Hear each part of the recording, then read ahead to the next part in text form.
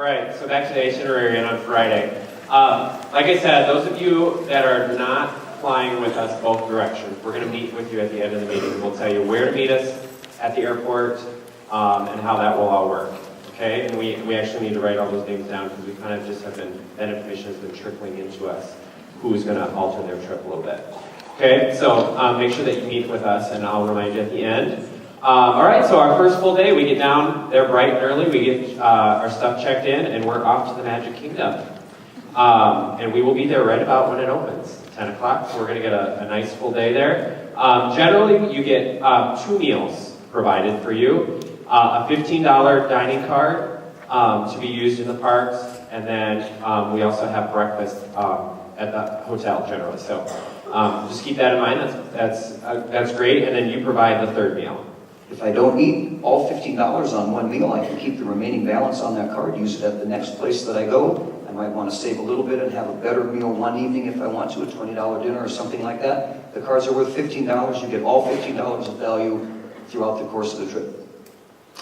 So first day, we go to the Magic Kingdom. You are welcome to use Disney transportation to get around and go to some of the other parks. But that first day, we head right to the Magic Kingdom. And then at the end of the evening, I'm not going to go through hour by hour because I know you can take care of that. But at the end of the day, then we head off to our hotel and check into our hotel, and then we'll have a meeting with the ambassadors because the next day is their big performance day. So that's, in a nutshell, that's the first day. Yeah, and I would just point out to you guys, he's done a very nice job of giving us some days that are late days and long days, so the next morning we get a little bit more comfortable time and not up quite so early. There are a couple nights we're back at the hotel a little earlier to give our students some time there, maybe order a pizza, enjoy the pool and that kind of thing. So every other day is a little bit different if you just look at the length of time on the schedule. So I appreciate that being included, and we do send chaperones to each of the parks. Some of our kids have been down to the Disney area before, and they may have spent their time at the Animal Kingdom, and they don't need to be at Animal Kingdom again. They would rather spend more time at Epcot. We divide our chaperone group, and we have chaperones in each and every park. They take all of our health information into each park every day and bring that information back onto the buses every day. So we will have chaperones in every park that our students might be at during the day in case they have an issue or a question or a problem. Each day we do kind of head one specific place. So if you've not been to Florida in a long time or you've never been, probably the easiest thing to do is just to go to the park that we're going to that day. But like we said, you do have the option of moving about because you have a park hopper pass. Second day, we head to, well, first thing, buffet style breakfast at the hotel, all you can eat. So we're going to eat up and then have not spend so much money on a big lunch. Then we head to Universal Studios or Islands of Adventure. You got to choose between those two. Okay, so do some research about what you want to, which park you want to go in that day. That's not included in the park hopper. That day you go and you pick between those two parks, and that's where you go for the day. Again, we'll provide a meal pass for that day for lunch or dinner. The ambassadors competition is that day. Our performance time is 6 p.m. And at the meeting the night before that, we'll talk about how to get ready, where to meet, what time to meet, all that kind of stuff. So we'll give you the details of that. But the performance is at 6 p.m. and that is at the Hard Rock Cafe, which is right outside of Universal. Okay? So if you're traveling down, and that's where you're headed if you want to go watch the performance. So every one of our students that are traveling have a ticket to that performance if they would like to go. They don't have to go, it's not required, but if they would like to see the ambassadors' performance down there, they have a ticket in for that fame competition, and or they can come back and just watch the awards at the end of the competition if they would like to do it that way as well. Right when that competition gets done and the awards are done, next door to the Hard Rock is the theater for the Blue Man Group concert that we'll be attending that evening with everyone. So our students have a lot of options that day. They choose a park. They spend as much time in that park as they want. They might go watch the ambassadors perform. They might watch the awards afterwards, and then we'll all go to Blue Man Group when we're done. Yep. Awards are at 8, Blue Man Group's at 9, and then we'll board the bus and head on back to the hotel. That's an awesome day. That's a great day. Oh, I was going to mention this. There is not finals at just, those of you that are used to a traditional show choir competition. It's one round, so it's one performance. We're not worried about making finals or anything like that night. Okay, our 6 p.m. performance is it. Sunday, sleep in a little bit. Then we board the buses and we head to Animal Kingdom. And instead of having a breakfast at the hotel that day, we all get to have breakfast at the Rainforest Cafe, which is great, awesome. We go to Animal Kingdom again. You can hop on Disney transportation and head to another park if you'd like. That day's a little tricky though, because it takes 2 connections to get from Animal Kingdom to someplace else or back. So we will instruct you on that when that day comes, so that you can plan accordingly. We're very fortunate. The Rainforest Cafe is connected directly to the park, so we eat early in the morning and we're out into the park before they open it to the public. So we get a little bit of a head start on that day. It's really awesome. Again, so breakfast is there, and then again, a $15 dining card for that day. One meal provided and another one for you. Monday is also a big day. Breakfast in the hotel, and then we head to Epcot, where we do our Disney workshops. And you'll see the times there. On the sheet that you have, the 9 a.m. Disney workshop should say Concert Chorale. Okay, so we do need to make that correction. All right? And the 1:30 workshop should say Concert Choir. Okay, and kids, we tried to explain this to you. It's not necessarily the choir that you're in at school.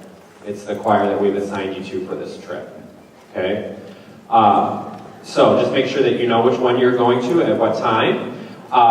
Those are backstage of Epcot. It's kind of fun to see the backstage area at Epcot.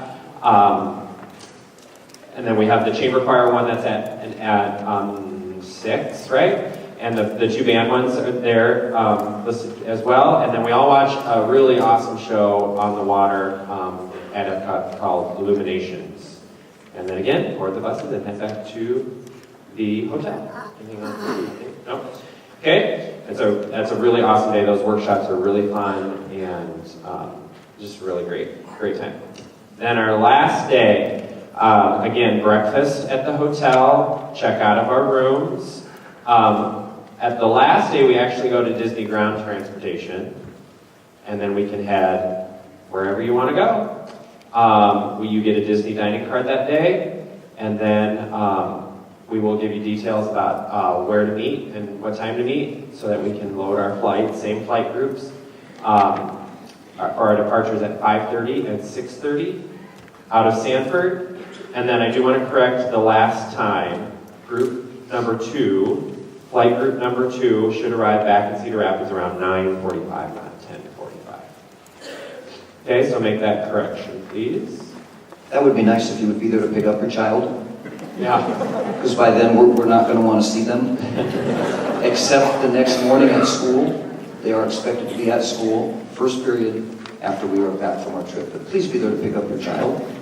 I'm going to, just 2 things I'm going to jump in on real quick. Just want to remind the parents, when we split up on days like Tuesday, we tell the kids you can go to whatever Disney park you want.